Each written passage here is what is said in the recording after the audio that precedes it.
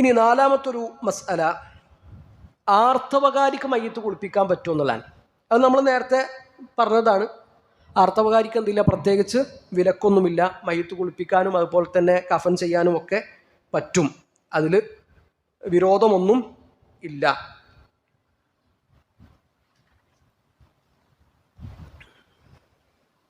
അഞ്ചാമത്തേത്, കുളിപ്പിക്കുന്നവരെയും കഫൻ പൊതിയുന്നവരെയും മയ്യത്ത് തിരിച്ചറിയുമെന്ന് ചിലരൊക്കെ പറയലുണ്ട്. ആരാണ് ആ മയ്യത്ത് കുളിപ്പിക്കുന്നതെന്ന് ആ മയ്യത്തിന് മനസ്സിലാകും.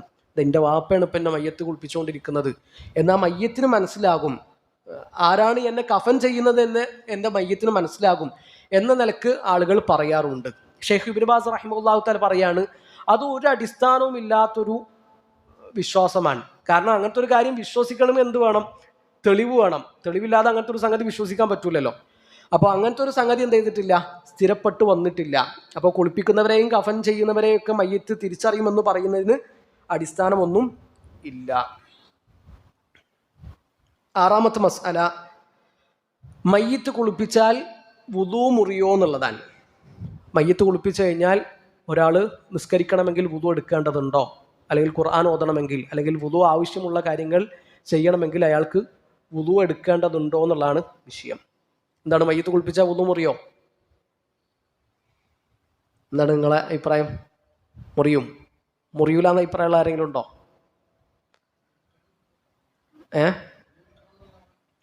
അല്ല, മയ്യത്ത് ഓക്കെ.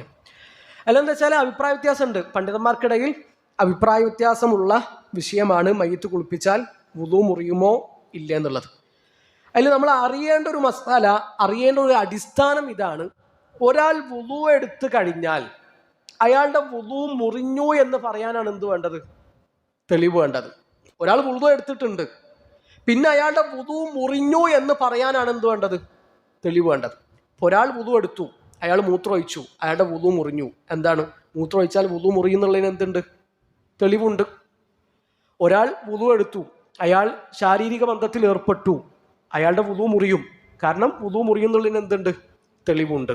ഒരാൾ വുദു എടുത്തു, അയാൾ ഒട്ടകത്തിൻ്റെ മാംസം കഴിച്ചു, അയാളുടെ വുദു മുറിയും. കാരണം വുദു മുറിയും എന്നതിന് തെളിവുണ്ട്. അത് ഒട്ടകത്തിൻ്റെ മാംസത്തിൻ്റെ കാര്യത്തിൽ മാത്രമാണ് വന്നിട്ടുള്ളത്. ആടിൻ്റെ മാംസം കഴിച്ചാൽ എന്ത് ചെയ്യൂല? വുദു മുറിയൂല.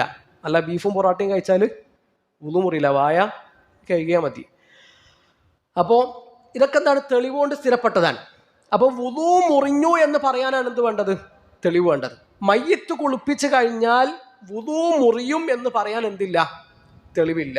ഇമാം നവവി റഹിമഹുല്ലാഹു തആല പറയുന്നുണ്ട്, മയ്യത്ത് കുളിപ്പിച്ചാൽ വുദു മുറിയും എന്നറിയിക്കുന്ന തെളിവുകളൊന്നും വന്നിട്ടില്ല. അപ്പോൾ മയ്യത്ത് കുളിപ്പിച്ചു കഴിഞ്ഞാൽ വുദു മുറിയില്ല എന്നതാണ് ശരിയായ അഭിപ്രായം. അല്ലാഹു അഅലം.